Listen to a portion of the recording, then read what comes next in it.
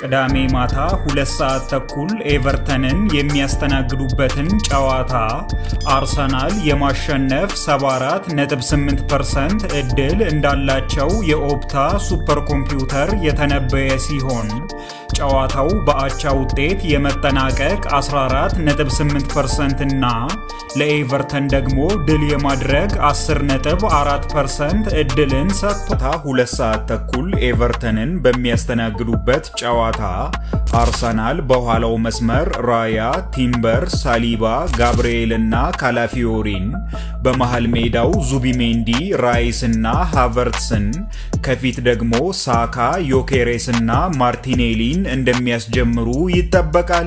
ገብተናል ኤቨርተን ተከስተናል መተንላል። እንግዲህ በየአመቱ ማለት ነው በየአመቱ የዋንጫ ተስፋችሁን በእንጭጩ ምንቀጭላችሁ እኛ ኤቨርተኖች እንደሆንን አሳምራችሁ ታውቃላችሁ። ይሄንን አሁን እናንተ ቻምፒየንስ ሊግ አለባችሁ።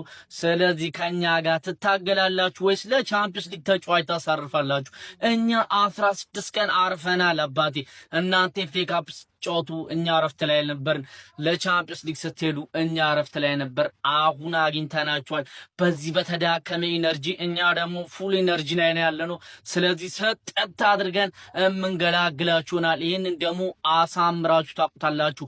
ቡድናችሁ ምን ያክል የኢነርጂ እጥረት እንዳጋጠመው ባለፈው አይታችሁታል፣ ምን ያክል እንደተዳከሙ። ስለዚህ እኛ ደግሞ አርፈን መተን በምንም ተአምር ከኛ እንደማታልፉ አስረግጬ ነው ምነግርህ። ደህና አድርገን ቁልት አድርገን የምንገላግላችሁ ይሆናል።